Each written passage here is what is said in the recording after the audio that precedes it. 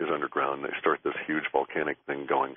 It will and basically it's just a giant eruption of radioactivity that pollutes all of Southeast Asia and really turns the whole world against Israel in a way that is just horrific to read about.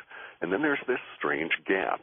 So if they attack on the 25th of October, there won't be any significant retaliation until probably the 4th or 5th of November, and the Obama administration will be hamstrung and not able to do anything at all because they'll be told by China and Russia that if you make any moves at all, we're going to take all of your forces out with nukes.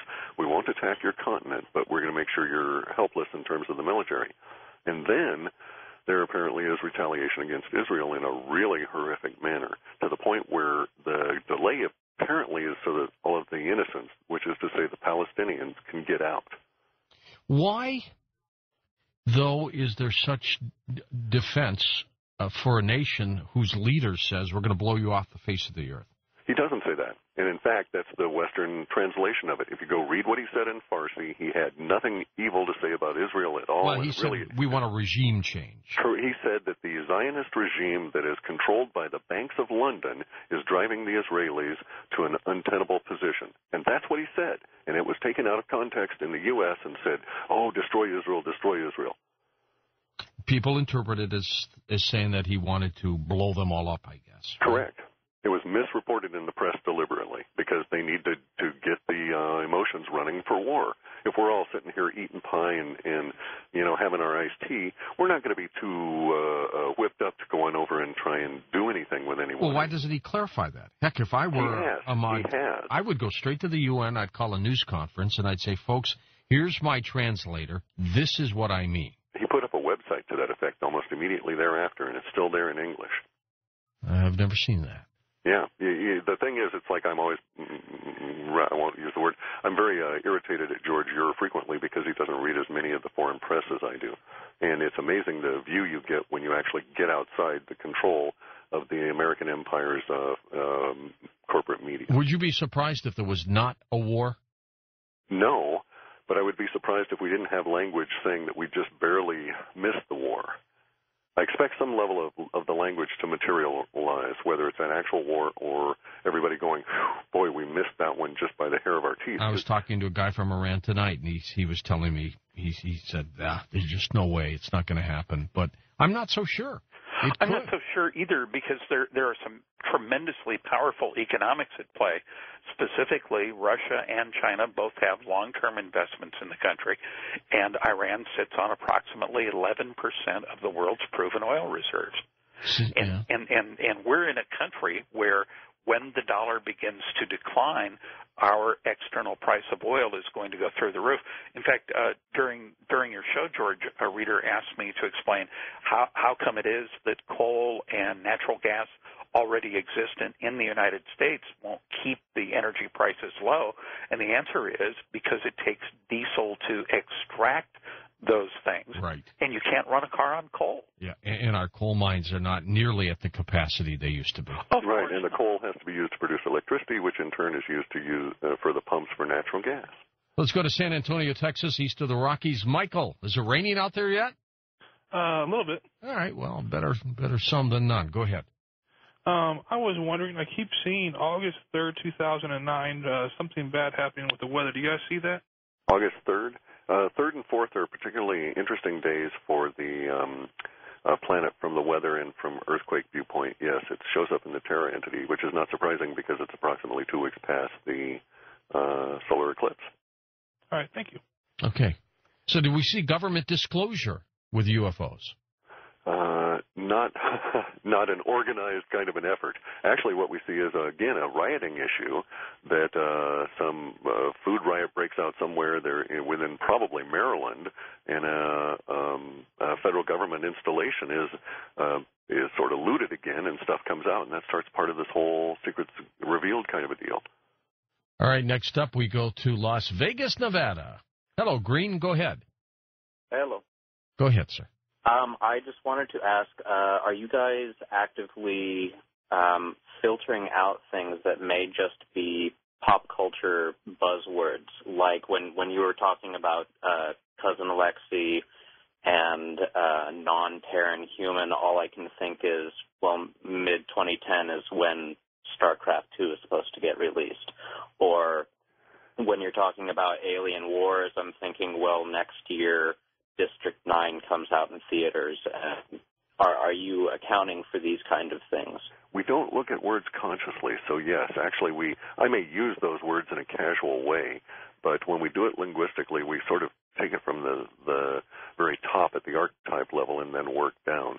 And usually any of the references to popular media like movies and games and so on are down in what we call our confidence level 0, where it's very rich in the detail but relatively meaningless because there's not a whole lot of emotion behind it. So we do screen that out just as an artifact of production. I never set out to do it. It just worked out that way. Okay. Can I ask you one more thing? Sure, go ahead. Do you see anything relating to the name Steel in the future? I didn't catch that. What was the name? Steel? Steel, S-T-E-E-L. No, we wouldn't see that unless it was within our, what we call MOM, our model space, where we identify individual people and so on. And it's so huge. No, I've never seen anything like that. It might be there, but I wouldn't have known about it. What might that be, Green? Dr. Phineas Voldus Steele, future world emperor. All right. There you have it. We have the future world emperor there. Okay, this is good. It'll be after the tribal period of chaos, undoubtedly. Then. Well, now you have his name. You can check him out, I guess, to see if he's real. Yeah. We'll be looking for him along with the dog poet. Yeah, that's going to be an interesting one, yeah. If let me ask you this, Cliff. What scares you the most about what you've done, developing the software? Opening my mouth. Yeah. I mean, quite frankly, it's you have to be fearless. My Aikido sensei is constantly saying that, if you're not fearless, the instant you have fear and you're doing that forward roll or you're being thrown, that's when you injure yourself. So you have to go into it with a fearless attitude. So every time I do this, I set myself certain mental goals and I go at it. But I recognize that I'm treading on toes that may not like this. And there have been instances of people that have opened their mouths and written books and stuff, and they've been David Kelly'd or, suicided, as we say. Yeah, very possible. Let's take one more caller before the break. Granada Hills, California. Lupe. Go ahead, Lupe. Hi. Thank you for taking my call. Sure. I heard something that fear is the opponent's best weapon. I just thought about that when you were saying that. But I have a question. If you were to move, would it be Mexico where they produce a lot of the produce or Arizona? And investing, should I buy a home, buy silver, or invest in a lot of solar and a lot of stuff where I buy my home?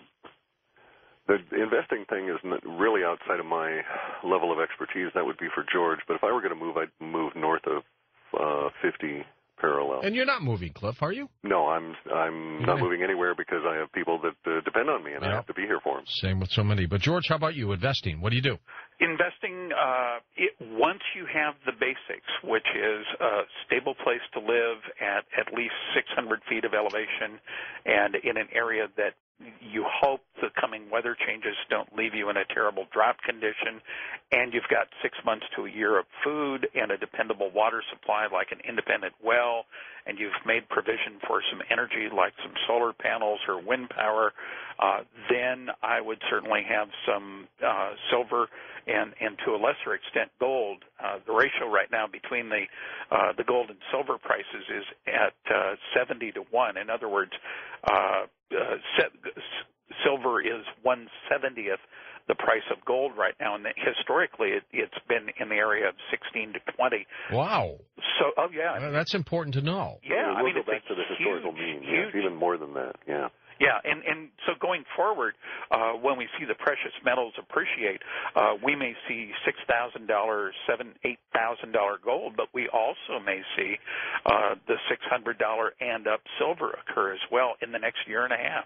But if you're talking little money in terms of investment, like most of my life I've been relatively poor, so little money is enough to have food and then maybe a little bit of savings.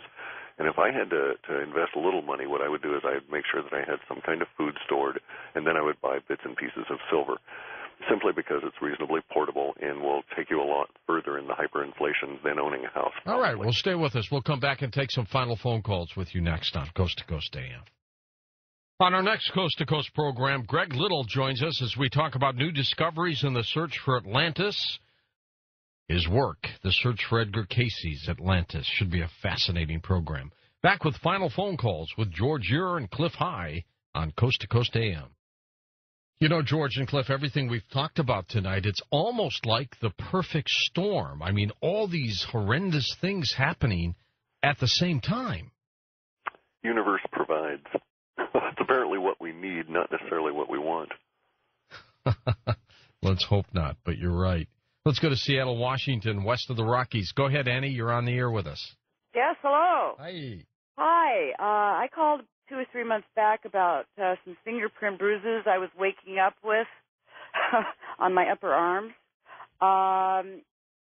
Would the guests have any more information regarding the increased UFO activity lately? They talked a little bit about that. Do you want to talk again, George, about it? Actually, the whole disappearances meme is Cliff's specialty. He's the All right. missing people guy. Come on in, Cliff. Okay, the issue with the UFOs, we need to broaden it out. We need to start thinking in a bit more galactic sense, because actually there's over the next couple of years here, we're going to get proof that there's Terran humans, non-Earth humans, an ancient history we've never been told, and aliens. And aliens are extraterrestrials, but they're also non-human kind of creatures. So in terms of the bruises on the arms, I haven't a clue what's going on there. But we are going to see a lot more activity within the UFOs, and as well as the contact meme, as we said, proof about a lot of this. And it may, again, relate to where we are in space and the energetic space activity, and especially we now see even more crop circles, for instance, or the glyphs are coming out, and there's much more expanded. So we're in a hotbed of it for the next 2 or 3 years. And curiously, we go right into 2012, and there's all of the hype around that. And again, there's that perfect storm thing. It's a combination of all the woo-woo and then all the real stuff like the economy and so on. I think the woo-woo is much more important, but we got to get through the real stuff first. Fort Worth, Texas. Hello, Will, first-time caller. Go ahead, Will. Okay, yeah, I just wanted to say I'm a first-time caller, and I want to say what I heard from you guys tonight has really blown my mind. I'm a soldier. I just recently got out of Iraq, so... Well, thanks for serving, Will, by the way.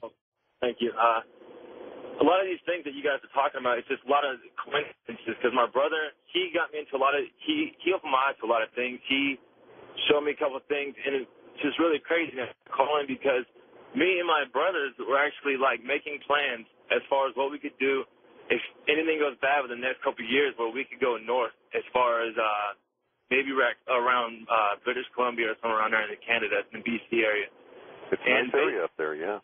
Yeah, and basically live off the land. I mean, we were playing, as far as going out and making plans as far as taking supplies, last us for maybe months a year that would then become self-sufficient off the land after that.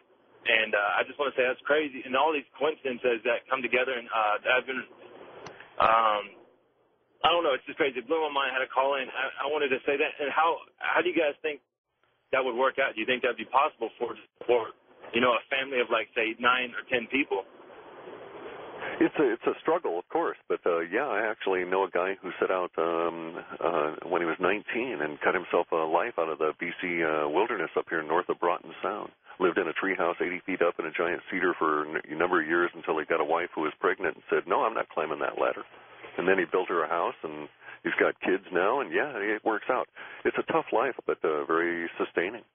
Let's review a little bit around this October 25th date of this year. What might happen?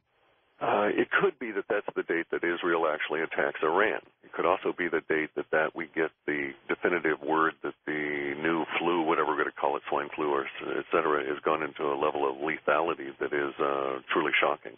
So something occurs that 10 days later precipitates the Obama administration running around like chickens being chased by a dog. They just have no understanding which direction to go to and what's going on. And from our data, it seems like a lot of them are flying around out of the country, desperately trying